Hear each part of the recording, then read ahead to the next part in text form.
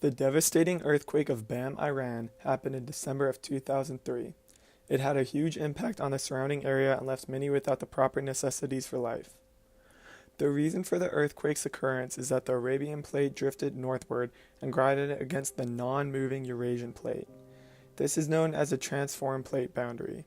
The newly hidden fault had shifted at a very shallow depth of only 6 to 20 kilometers, causing it to affect the ground surface drastically.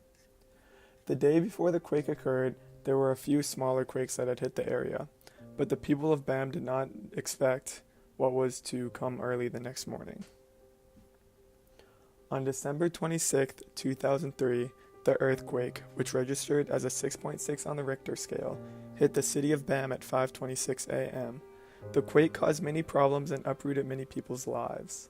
The earthquake has the highest casualty rate of urban earthquakes post-1900 in Iran, with around 26,000 people dying and another 30,000 being seriously injured. Over 230,000 people were affected in the region. Out of the whole city, 95% of the buildings in the city were damaged. Almost all of the people who died during the earthquake died in buildings that were less than 30 years old. The underground water system was also severely damaged as well. With the lack of water and electricity, the majority of the city was considered uninhabitable. The Bam Citadel was destroyed in the earthquake. It was the biggest adobe structure in the world, an adobe being a building made from earth and other organic material. The Bam Citadel also had major historic significance. It was a major crossroad where many trades would occur since it was located on the Silk Road. It brought in a lot of revenue since it was also a popular tourist destination. As seen in these before and after pictures of the Citadel, it was almost completely destroyed. Transportation was also left limited since a lot of debris was still left in the roads. A few days after the earthquake, however, many more of the transportation systems were back up. As shown here, Iran has the highest average annual death rate caused by earthquakes from the interval of 1980 to 2000. It also ranks relatively high when it comes to average population exposed to the earthquakes.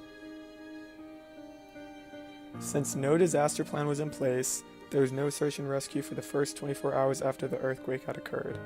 The earthquake had caused roughly $1.5 billion in economic damage to the area. Much of the soil and water was also contaminated due to petroleum leaks in the soil. The Bam earthquake taught many lessons, the first of which being to have buildings that are built to actually withstand earthquakes. As stated earlier, most of the deaths occurred in buildings built within the past 30 years. This shows that the buildings were not meant to withstand earthquakes. The second lesson learned is to make sure to have a disaster plan.